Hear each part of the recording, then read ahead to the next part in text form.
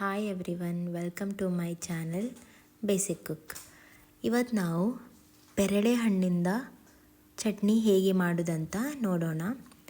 First of all ಪೇರಳೆ ಹಣ್ಣನ್ನು ಚೆನ್ನಾಗಿ ಫ್ಲೇಮಲ್ಲಿ ಸುಡಬೇಕು. ಸಪ್ಪೆ ಚೆನ್ನಾಗಿ ಬ್ಲ್ಯಾಕ್ ಆಗುವವರೆಗೂ ಸುಡಬೇಕು.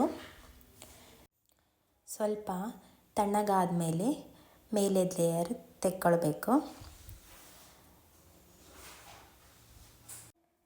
ಅದಾದಮೇಲೆ ಪೇರಳೆ ಹಣ್ಣನ್ನು ಸಣ್ಣದಾಗಿ ಕಟ್ ಮಾಡಿಕೊಳ್ಬೇಕು. ಕಟ್ ಮಾಡಿಕೊಂಡು ಒಂದು ಮಿಕ್ಸಿ ಜಾರಲ್ಲಿ ಪೇರಳೆ ಹಣ್ಣನ್ನು ಹಾಕ್ಕೊಂಡು ಅದರಲ್ಲಿ ಬೆಳ್ಳುಳ್ಳಿ, ಶುಂಠಿ, ಹಸಿಮೆಣಸಿನಕಾಯಿ, ಜೀರಿಗೆ, ರುಚಿಗೆ ತಕ್ಕಂಥ ಉಪ್ಪು, ಕೊತ್ತಂಬರಿ ಸೊಪ್ಪು ಎಲ್ಲವನ್ನು ಹಾಕಿ ಚೆನ್ನಾಗಿ ಮಿಕ್ಸರಲ್ಲಿ ಗ್ರೈಂಡ್ ಮಾಡ್ಕೋಬೇಕು. ಅದಾದಮೇಲೆ ಒಂದು ಸರ್ವಿಂಗ್ ಬೌಲಲ್ಲಿ ಸರ್ವ್ ಮಾಡ್ಕೋಬೇಕು. ಒಂದು ತಡ್ಕ ಪ್ರಿಪೇರ್ ಮಾಡೋಣ.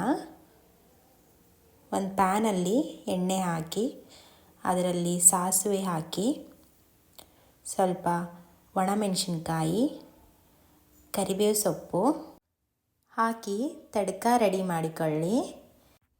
ಇಲ್ಲಿ ನಿಮ್ಮ ಪೇರಳೆ ಹಣ್ಣಿನ ಚಟ್ನಿ ರೆಡಿ. ಎಂಜಾಯ್ ಮಾಡಿ. Thank you.